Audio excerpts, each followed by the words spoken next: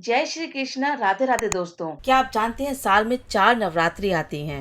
2 नवरात्रि वो होती हैं जिन्हें हम बड़ी धूमधाम से मनाते हैं, पूजा अर्चना करते हैं, व्रत उपवास करते हैं और माता को हर तरीके से मनाने की कोशिश करते हैं। ये नवरात्रि आती हैं आपकी चैत्र में, जिस समय माना जाता है कि माँ मायके आई हुई हैं।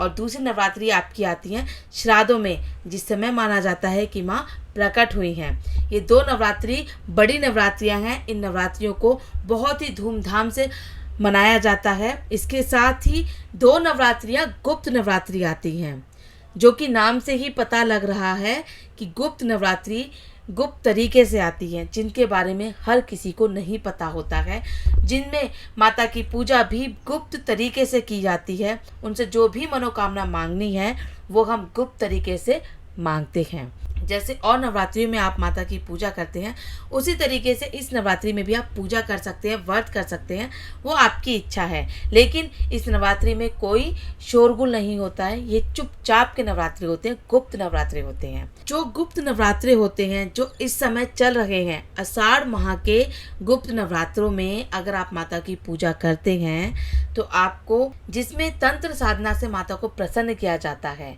ये नवरात्रे भी पूरे 9 दिनों की होती हैं। इन नवरात्रों में महाविद्याओं जैसे माँ काली, माँ तारा, माँ छिन्नमस्तिका, षोडशी, भुवनेश्वरी, त्रिपुर भैरवी, धूमावती, बगलामुखी, मातंगी और कमला माता की पूजा की जाती है। इन नवरात्रियों में आप जो भी माता से मांगते हैं, माता आपकी वो सारी मनोकामना जरूर पूरी करती हैं। दोस्तों, आषाढ़ माह की गुप्त नवरात्रि 19 जून से शुरू हो चुकी है और 28 जून को ये खत्म होगी। ये भी पूरे 9 दिन की नवरात्रि होती है। अगर आपने इन नवरात्रियों में व्रत नहीं किया है, कोई बात नहीं, आप जैसे पूजा करते हैं आप वैसे पूजा करिए। कई बार हमारे बहुत सारे काम अटके होते हैं, जैसे कि हमारा व्यापार नहीं चल रहा है, हमारी जॉब में तरक्की नहीं हो रही है, जॉब नहीं लग रही है, घर में छोटी छोटी बातों पर कलेश होता है, नेगेटिविटी हमारे घर में आई हुई है और आर्थिक संकट बना हुआ है। तो इन सब चीज़ों को दूर करने के लिए, इन सब से छुटकारा पाने के लिए आप गुप्त नवरात्रि में अगर ये उपाय करते हैं तो आपके ये सारे संकट दूर हो जाते हैं। दोस्तों, आज की वीडियो में मैं आपको बताने वाली हूँ कि गुप्त नवरात्रि में आप लौंग के ये उपाय करेंगे तो आपके सारे संकट दूर हो जाएंगे। और लौंग के ये ऐसे उपाय हैं जिनसे प्रसन्न होकर माता आपकी सारी मनोकामनाएं पूरी कर देती हैं। आपके जो भी संकट हैं वो सारे संकट आपके दूर हो जाते हैं और परिवार में सुख शांति बनी रहती है। दोस्तों, लौंग के ये उपाय आपको चुपचाप करने हैं, किसी को बताना नहीं है, क्योंकि गुप्त नवरात्रि में जो उपाय आप करते हैं वो चुपचाप करते हैं और चुपचाप किए हुए उपाय आपके बहुत जल्दी असर करते हैं। इस चीज़ का आप ध्यान रखिए। धन प्राप्ति के लिए लौंग का उपाय आपको बताती हूँ, जिसे आपको करना है। किसी भी नवरात्रि के दिन आप ये उपाय कर सकते हैं, लेकिन अगर नवरात्रि में शुक्रवार का दिन पड़ रहा है तो उस दिन आप इस उपाय को करते हैं तो बहुत अच्छा होगा। शुक्रवार के दिन आपको माता लक्ष्मी के सामने गुलाब का फूल रखना है, कुछ चावल रखने हैं और एक लौंग का जोड़ा माँ लक्ष्मी को अर्पण करना है। इससे आपके धन प्राप्ति के योग बनते हैं और जो रुका हुआ धन है वो भी वापस आता है और माता लक्ष्मी से आपको प्रार्थना करनी है। ये असरदार उपाय है। इस उपाय को आप धन प्राप्ति के लिए गुप्त नवरात्रि में ज़रूर करिए और देखिए आपके घर में बरकत होने लगेगी। दूसरा उपाय है हनुमान जी को प्रसन्न करने के लिए। बजरंगबली को प्रसन्न करने के लिए भी आपको लौंग का एक छोटा सा उपाय करना है, जो कि आप नवरात्रि में किसी भी दिन कर सकते हैं और अगर पॉसिबल हो तो मंगलवार या शनिवार के दिन इस उपाय को करेंगे तो ज़्यादा अच्छा होगा। तो गुप्त नवरात्रि में आपको मंगलवार या शनिवार को हनुमान जी के मंदिर में जाना है। मंदिर में नहीं जा सकते हैं तो आप घर में भी पूजा कर सकते हैं, पर अगर आप मंदिर जा सकते हैं, जाते हैं तो बहुत अच्छी बात है। आपको हनुमान मंदिर जाना है।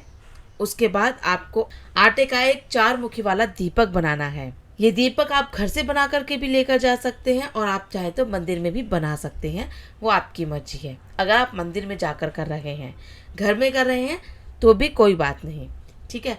अब आपको आटे का दीपक बनाना है। उस दीपक के अंदर आपको सरसों का तेल डालना है और आपको 4 मुंह वाली बाती लगानी है। उसके बाद उस दीपक में आपको 1 लौंग का जोड़ा डालना है, यानी कि 2 लौंग जो कि फूल वाली होनी चाहिए, टूटी हुई नहीं होनी चाहिए।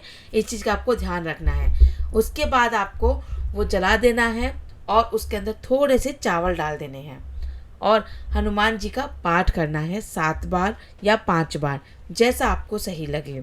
और जब आप हनुमान चालीसा का पाठ करें तो हनुमान जी से अपनी जो भी मनोकामना है उसको ज़रूर बोलें। उसके बाद हनुमान जी की मूर्ति के सामने आप ऐसे बोलें जैसे आप उनसे बात कर रहे हैं।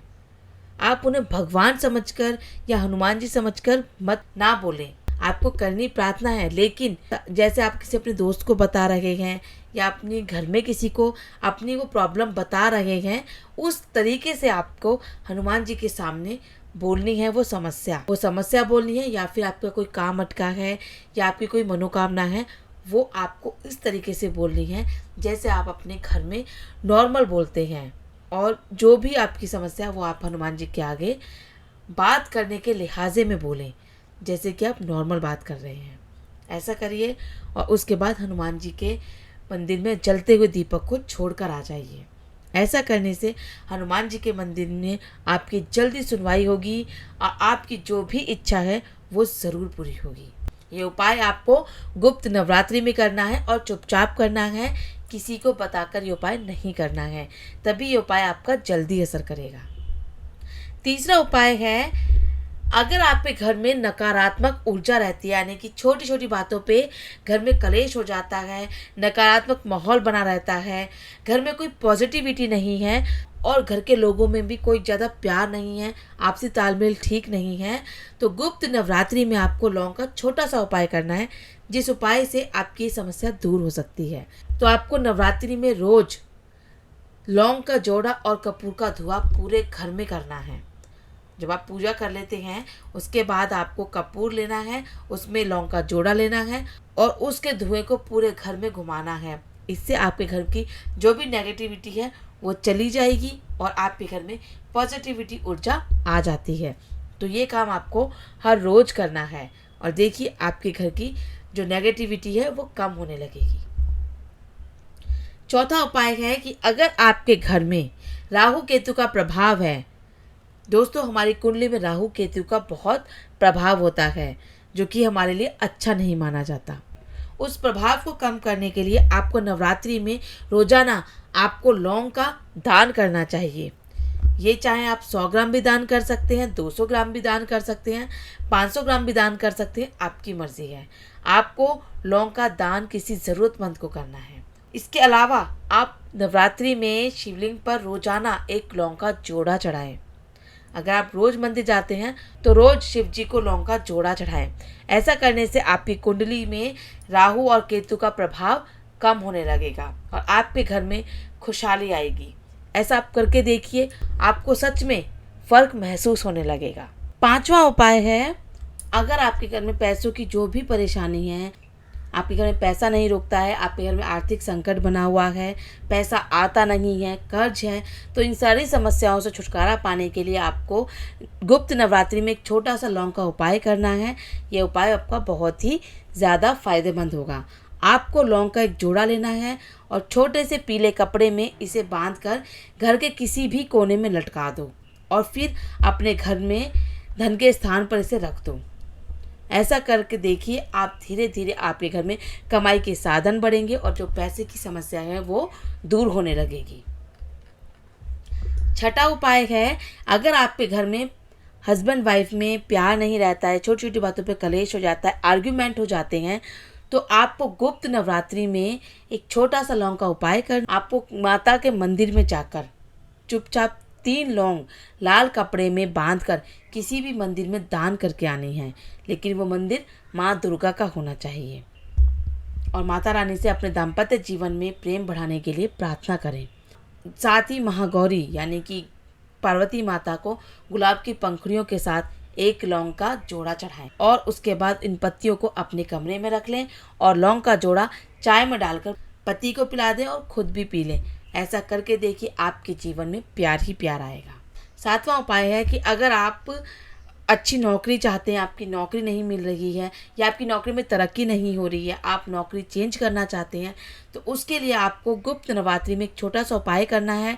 आपको नवरात्रि में किसी भी दिन अपने ऊपर 7 बार एक लौंग का जोड़ा घुमाना है और उसे माँ दुर्गा के चरणों में अर्पित कर देना है। उसके बाद नवमी के दिन फिर से आपको यही करना है। आपको अपने ऊपर एक लौंग का जोड़ा 7 बार उतारना है और उसे माँ दुर्गा के चरणों में चढ़ा देना है। ऐसा करके देखिए, आपकी नौकरी में जो भी समस्या आ रही है, जो भी बाधा आ रही है, वो सारी दूर हो जाएंगी। दोस्तों, ये छोटा सा उपाय है, इन उपायों को करके देखिए।